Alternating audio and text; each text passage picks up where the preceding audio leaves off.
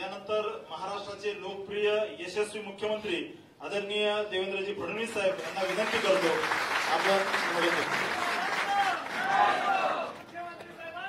रणजित सिंह हिंदूराव नाईक निंबाळकर यांच्या भारतीय जनता पक्षात नुकताच प्रवेश झाला आणि या प्रवेश सोहळ्याला मंचावर उपस्थित माझे सर्व सहकारी, विशेषतः माझे सहकारी मंत्रीगण चंद्रकांत दादा पाटील, सुभाष बापू देशमुख, गिरीशजी महाजन, विनोदजी तावडे, सदाभाऊ खोत,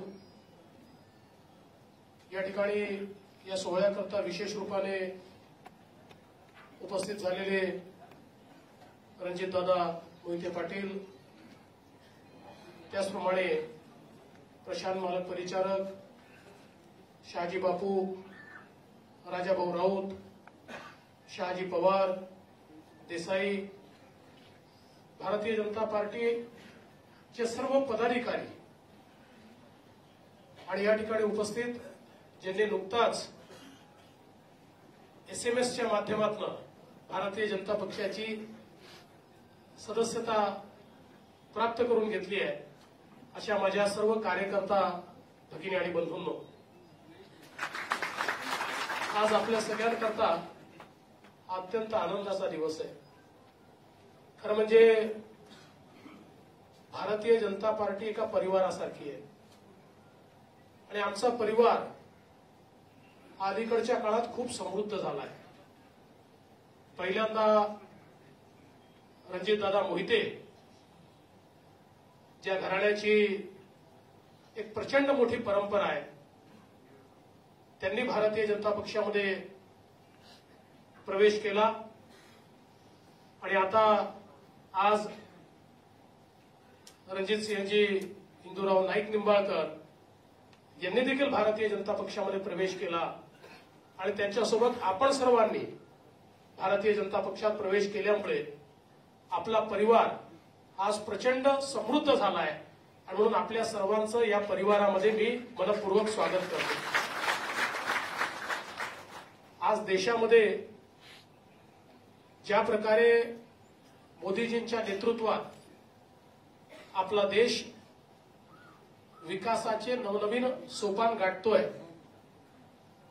ज्या प्रकारे आपला देश आज स्वाभिमानानं उभा आहे आणि संपूर्ण जगाला भारताची ओळख एक कणखर देश म्हणून, एक स्वाभिमानी देश म्हणून आज झाली आहे आणि त्याचसोबत शेतकरी असो, शेतमजूर असो, सामान्य नागरिक असो, या प्रत्येकाच्या गरिबाच्या जीवनामध्ये परिवर्तन करणाऱ्या विविध योजनांच्या माध्यमातून देशातलं जे वातावरण आज अक्षरशः मोदीमय झालेलं आपल्याला दिसतं.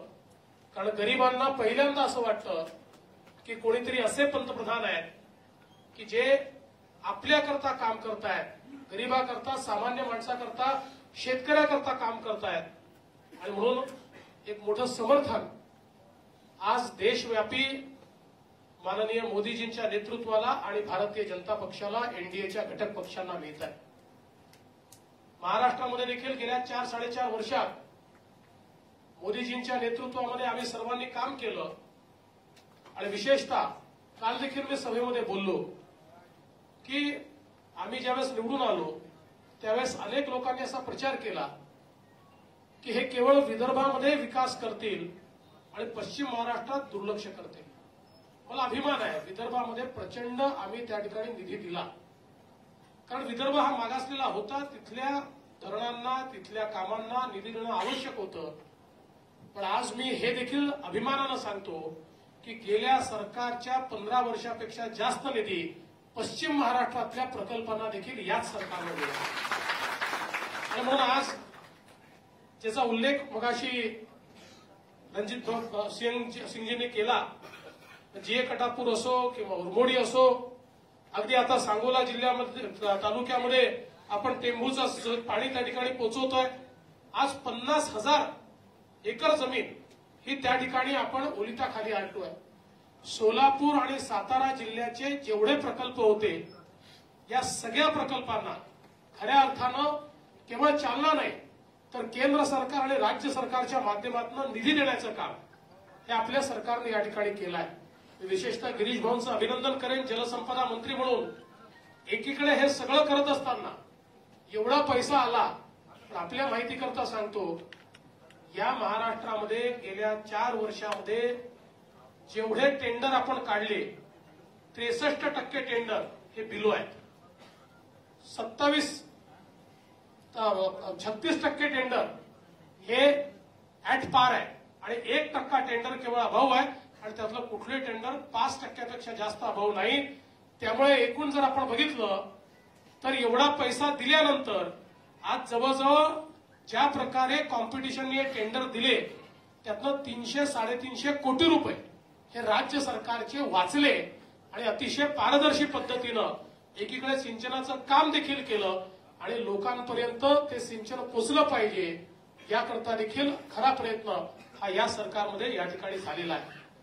आणि मी त्या दिवशी रणजितदादा मोहिते पाटील यांनी प्रवेश केला त्यावेळेस त्यांनी विशेष रूपानं नीरा भीमा स्थिरीकरण, कृष्णा भीमा स्थिरीकरण या योजनेचा प्रामुख्यानं उल्लेख केला. विजयदादांची देखील स्वप्नातली योजना ही तीच योजना आहे की जी पूर्ण झाली पाहिजे आणि आता रणजितसिंह इंदुराव नाईक निंबाळकर यांनी देखील त्याच योजनेच्या संदर्भातला उल्लेख या ठिकाणी केला आहे. त्यामुळे या दोन्ही रणजित सिंहाचं जे स्वप्न आहे ते निश्चितपणे हे सरकार पूर्ण केल्याशिवाय राहणार नाही. यातल्या ज्या अडचणी आहेत त्या आपण सगळ्या दूर करू.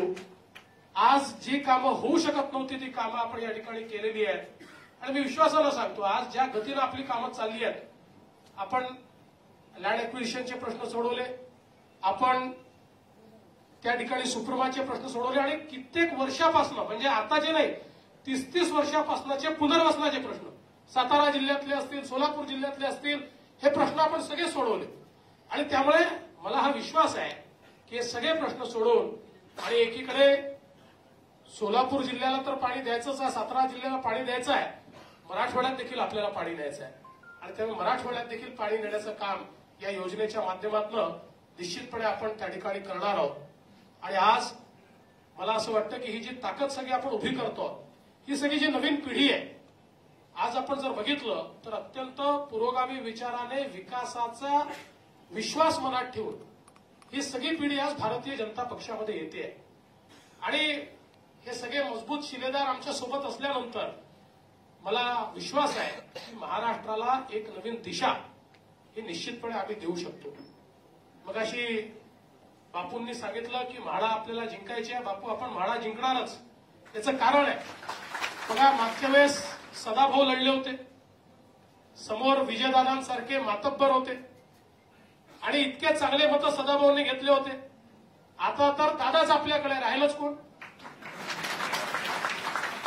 दादांचा आशीर्वाद आता आपल्यासोबत असल्यानंतर ही आपली डबल पॉवर आहे आणि परत या मंचावरचे हे सगळे तिथपासनं तिथपर्यंतचे हे बघितल्यानंतर आता सोलापूर आणि सातारा जिल्हा आणि म्हाडा मतदारसंघाबद्दल मला काही प्रॉब्लेमच राहिलेला नाही. म्हणजे मी आता पूर्ण निश्चिंत आहे.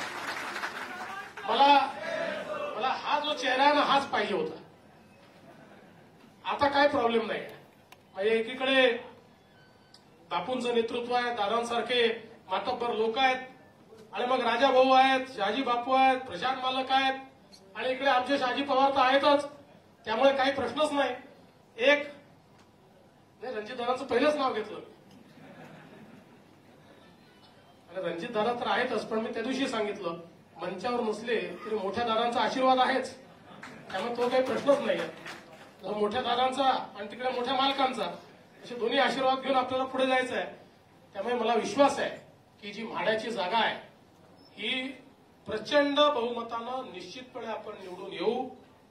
मी तर मागच्या वेळी सांगितलं बघा पवार साहेबांबद्दल आपल्याला आदर आहे आणि मोदीजींनी अतिशय चांगल्या शब्दात सांगितलं की पवार साहब को हवा का रुख ध्यान में आता है.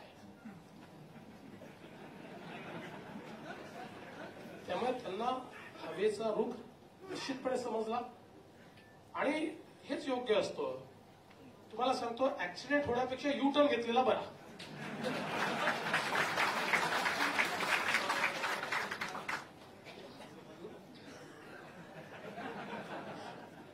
तापून जो काही आतल्या खबरा दिसत आहेत. मी पुन्हा एकदा जास्त वेळ घेणार नाही, पण विश्वासानं सांगतो, मगाशी आमच्या सहकाऱ्यांनी मला सगळ्या गोष्टींचं क्रेडिट दिलं, पण माझं क्रेडिट बिलकुल नाही.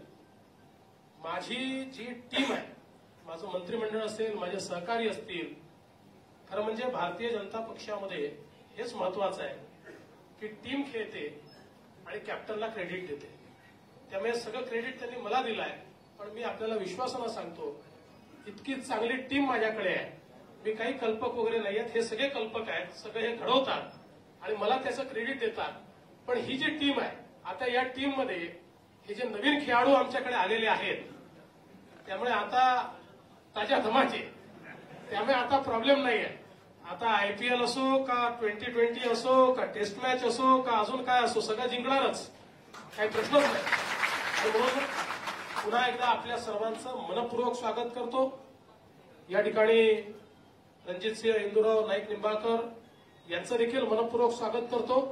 आणि आता आपण सगळ्यांनी जोरदार तयारीने म्हाडामध्ये त्या ठिकाणी आपला झेंडा गाळावा, एवढीच विनंती करून माझं बोलणं संपवतो. जय हिंद, जय महाराष्ट्र. भारतीय जनता पक्षाचा या ठिकाणी